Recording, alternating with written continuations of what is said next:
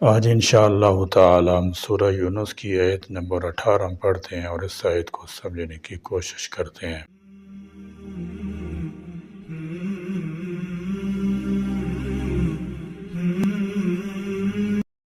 اعوذ باللہ من الشیطان الرجیم، بسم اللہ الرحمن الرحیم۔ وَيَعْبُدُونَ مِن دُونِ اللَّهِ مَا لَا يَضُرُّهُمْ وَلَا يَنفَعُهُمْ وَيَقُولُونَ هَؤُلَاءِ شُفَعَاؤُنَا عِندَ اللَّهِ قُلْ أَتُنَبِّئُونَ اللَّهَ بِمَا لَا يَعْلَمُ فِي السَّمَاوَاتِ وَلَا فِي الْأَرْضِ سُبْحَانَهُ وَتَعَالَى عَمَّا يُشْرِكُونَ۔ وَيَعْبُدُونَ اور وہ عبادت کرتے ہیں، من دون اللہ سوائے اللہ کے، من دون اللہ یعنی اللہ تعالیٰ کے سوا کوئی ہستی ایسی نہیں جو کسی کی بگڑی کو بنا سکے یا اسے کوئی فائدہ پہنچا سکے، لہذا ایسا عقیدہ رکھ کر کسی دوسری کی پرستش کرنا عبث ہے، بے فائدہ ہے، اور اس لحاظ سے کہ اس نے اللہ کی صفات میں دوسروں کو شریک کیا بہت بڑا جرم بھی ہوتا ہے۔ اور جب ان سے پوچھا جاتا ہے کہ ان کی پرستش کیوں کرتے ہو تو کہتے ہیں کہ بے شک بڑا خدا تو ایک ہی ہے، مگر ان دیوی دیوتاؤں کی پرستش اور انہیں خوش رکھنا اس لیے ضروری ہے کہ جو تھوڑے بہت اختیار انہیں حاصل ہیں ان کے مطابق ہمارے کام درست کر دیں گے، اور اگر موت کے بعد دوسری زندگی کا سلسلہ ہوا تو وہاں بھی یہ ہماری سفارش کریں گے۔ فرمایا وَيَعْبُدُونَ مِن دُونِ اللَّهِ، مکہ کے مشرک اللہ تعالیٰ کی عبادت بھی کرتے تھے اور کچھ اور ہستیوں کو بھی غائبانہ پکارتے تھے اور کہتے تھے کہ ہم انہیں اللہ تعالیٰ نہیں مانتے بلکہ یہ اللہ تعالیٰ سے ہمارے کام کروا دیتے ہیں۔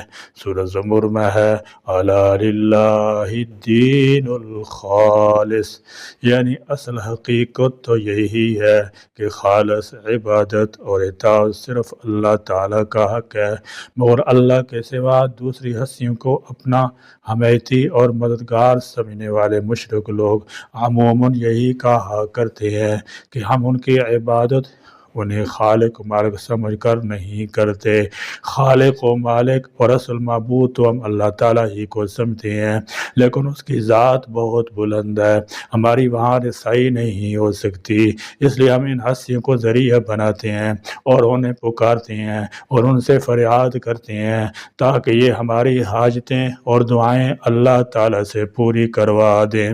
مالا اس چیز کی جو نہیں یضرہم نقصان پہنچاتی ان کو، ولا ینفعہم اور نہ وہ انہیں نفع دیتی ہے، وَيَقُولُونَ اور وہ کہتے ہیں ہَؤُلَاءِ یہ لوگ شُفَعَاؤُنَا ہمارے سفارشی ہیں، عِندَ اللَّهِ اللہ کے ہاں۔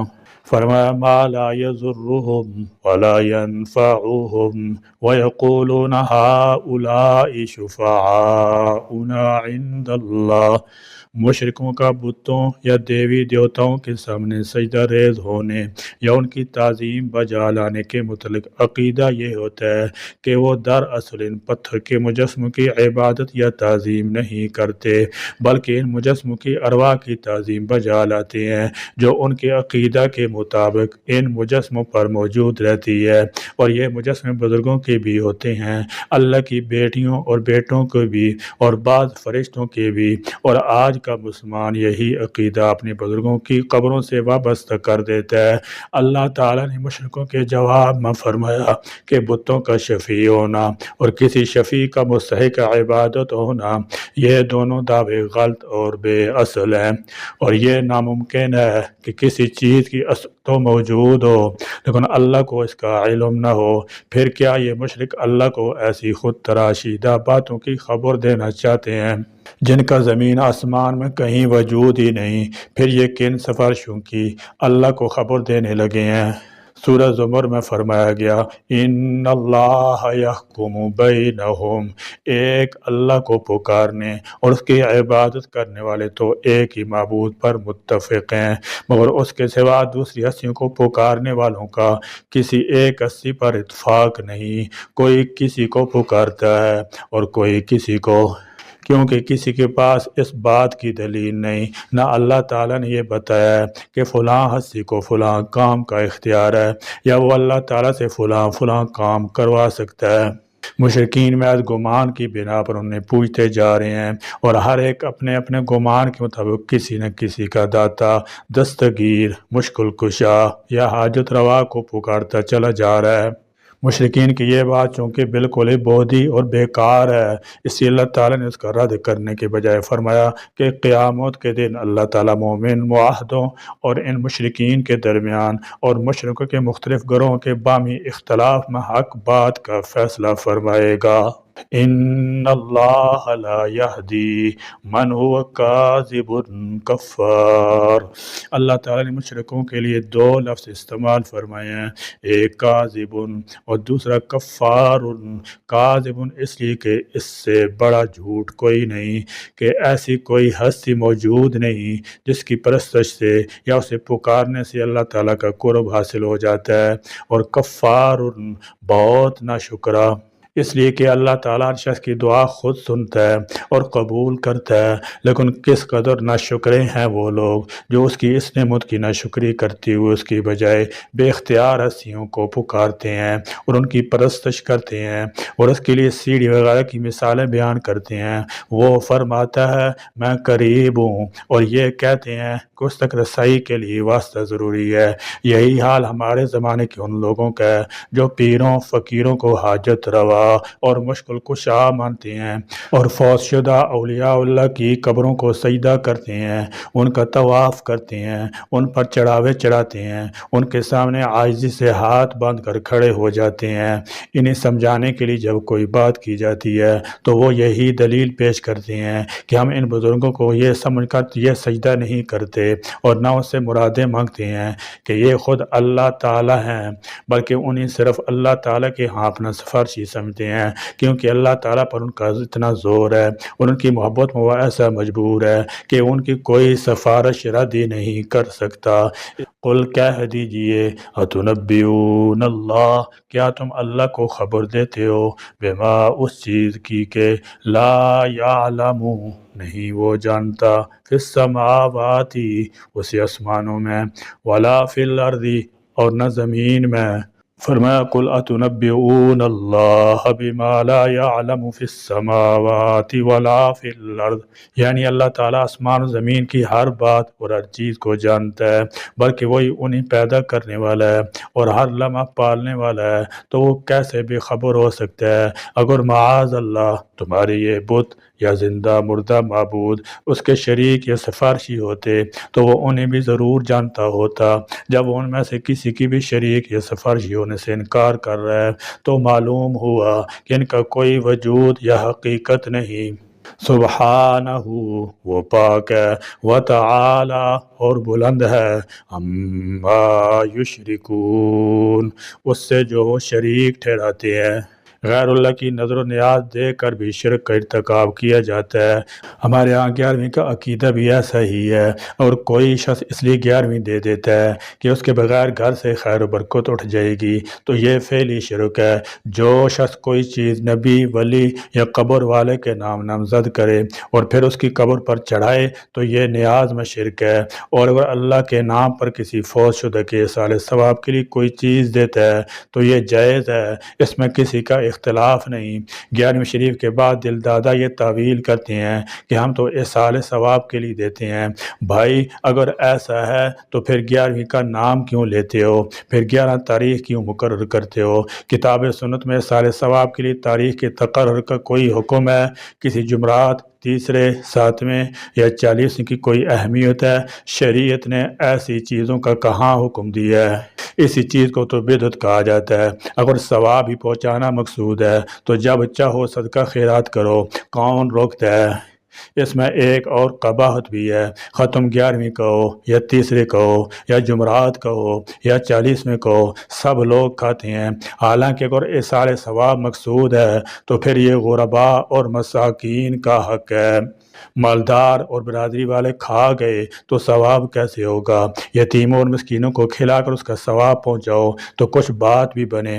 اگر 11ویں سے شیخ عبد القادر جیلانی رحمۃ اللہ تعالی علیہ کا تقرب مقصود ہے تو اس کا شرک ہونے میں کوئی شبہ نہیں۔ اسی طرح اگر داتا دربار پر بکرا اس مقصد کے لیے دیا گیا کہ داتا صاحب ہماری سفارش کر دیں گے، ہماری مرادیں پوری کر دیں گے یا کرا دیں گے یا خدا تعالیٰ کا قرب دلا دیں گے، تو ہر صورت میں شرک کا ارتکاب ہے۔ اسی طرح ہمارے ہاں وسیع پیمانے پر قبر پرستی ہو رہی ہے۔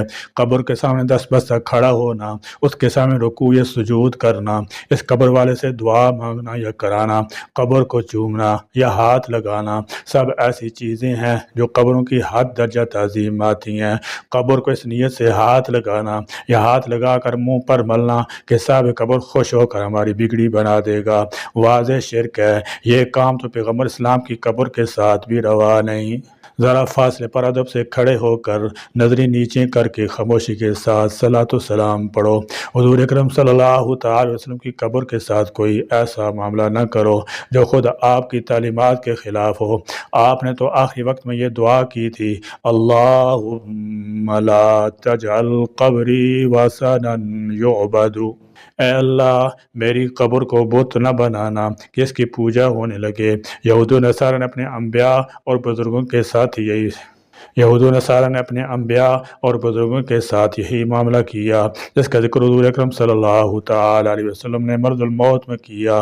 لعن اللہ قوم اتخذوا قبور انبیائہم مساجدا، یہودیوں اور نصرانیوں پر خدا تعالیٰ کی لعنت ہو جنہوں نے اپنے انبیاء کی قبروں کو سجدہ گاہ بنا لیا، قبروں پر گنبد گڑے گئے، ان پر چادریں چڑھائیں، پھر ان کی تعظیم کے لیے لوگوں کو خاص تاریخ پر جمع کیا۔ یہ چیزیں حرام ہیں، ناجائز اور اسراف میں داخل ہیں۔ تمام بزرگان دین اس سے منع کرتے آئے ہیں۔ کسی قبر والے سے سوال کرنا تو انتہائی درجہ کی گراوٹ ہے اور اللہ کے ساتھ شرک ہے۔ کسی کو نفع یا نقصان پہنچانا صرف اللہ کے ساتھ خاص ہے اور تمام مخلوق اللہ ہی کی محتاج ہے۔ فرمایا مشرک لوگ ایک تو غیر اللہ کی عبادت کرتے ہیں، دوسری بات یہ کہتے ہیں وَيَقُولُونَ هَٰؤُلَاءِ شُفَعَاؤُنَا عِندَ اللَّهِ، کہ یہ اللہ کے ہاں ہمارے سفارشی ہیں، ہم جن کی عبادت کرتے ہیں، نظر و نیاز دیتے ہیں، ان کی حد درجہ تعظیم کرتے ہیں، یہ ہمیں خدا کے ہاں چھڑا لیں گے۔ یہ بات اچھی طرح سمجھ لینی چاہیے کہ سفارش دو قسم کی ہے۔ ایک سفارش وہ ہے جو اللہ کی اجازت سے فرشتے، انبیاء، شہداء اور کامل الایمان صلحاء لوگ کریں گے، اور یہ سفارش اس شخص کے حق میں قبول ہوگی جس کا عقیدہ درست ہوگا، جس کے حق میں خدا تعالیٰ راضی ہوگا۔ سفارش کی دوسری قسم جبری سفارش ہے جس کے مشرکین قائل ہیں۔ امام راضی رحمۃ اللہ تعالی علیہ اس کو جبری اور قہری سفارش سے معصوم کرتے ہیں۔ امام شاہ ولی اللہ فرماتے ہیں کہ مشرک لوگ خدا تعالیٰ کی ذات کو دنیا کے بادشاہوں پر قیاس کر کے ایسی سفارش کے قائل ہیں۔ کہتے ہیں کہ بعض اوقات کسی جابر سے جابر بادشاہ کو بھی اپنے کسی وزیر یا مقرب کی سفارش ماننا پڑتی ہے، کیونکہ وہ سمجھتا ہے کہ اگر اس کی بات نہ مانی تو اس کے اقتدار کو خطرہ لاحق ہو سکتا ہے۔ اسی طرح مشرک لوگ سمجھتے ہیں کہ ہمارے معبود خدا کی مرضی کے خلاف بھی سفارش کر کے ہمیں چھڑا لیں گے۔ عیسائیوں کا بھی یہی عقیدہ ہے کہ حضرت عیسیٰ علیہ السلام ان کے گناہوں کا کفارہ بن کر انہیں چھڑا لیں گے۔ یہی جبری سفارش ہے۔ جو اس سفارش کا قائل ہے وہ شرک کا مرتکب ہے۔ آج کا مسلمان بھی یہی کہتا ہے کہ ہمیں کچھ پرواہ نہیں، ہمارے پیر صاحب ہر صورت میں بچا لیں گے۔ اللہ تبارک و تعالیٰ نے ایسی سفارش کی تردید کی ہے اور ان لوگوں کا رد فرمایا جو کہتے ہیں کہ اللہ کے ہاں یہ ہماری سفارشی ہیں اور ہم کچھ بھی کرتے پھریں یہ ہمیں بچا لیں گے۔ فرمایا قل، اے پیغمبر آپ کہہ دیجئے اتنبئون اللہ بما لا یعلم فی السماوات ولا فی الارض، کیا تم اللہ کو ایسی چیز بتلاتے ہو جس کو وہ آسمان و زمین میں نہیں جانتا اور اس کا کوئی سفارشی ہوتا تو وہ ضرور اللہ کے علم میں ہوتا۔ مطلب یہ ہے کہ در حقیقت ایسا کوئی سفارشی تو موجود نہیں، اور تم اسے خدا کے علم میں لا رہے ہو کہ فلاں فلاں ہمارا سفارشی موجود ہے۔ معلوم ہوا کہ ایسا کوئی سفارشی کائنات میں موجود نہیں جو کوئی بھی اللہ تعالیٰ سے جبرن منوا لے، بلکہ سبحانہ، اس کی ذات تو پاک ہے، وتعالی، اور بلند ہے، عما یشرکون، ایسی چیزوں سے جن کو یہ خدا کے ساتھ شریک ٹھہراتے ہیں۔ اللہ تعالیٰ نے فرمایا کہ مشرکین کی باتیں بے اصل ہیں، اللہ تعالیٰ جل شان ان تمام باتوں سے پاک اور برتر ہے۔ اللہ تبارک و تعالیٰ ہر قسم شرک سے اور قبر پرستی سے ہماری حفاظت فرمائے۔ اللہ تعالیٰ جل شان ہمیں اہتمام سے قرآن کریم کی تلاوت کرنے والا بنائے، اس کو سمجھ کر پڑھنے والا بنائے، اس کے احکام مسائل پر عمل کرنے والا بنائے، اس کے پیغام کو دوسرے تک پہنچانے والا بنائے۔ آمین۔ وآخر دعوانا الحمد للہ رب العالمین۔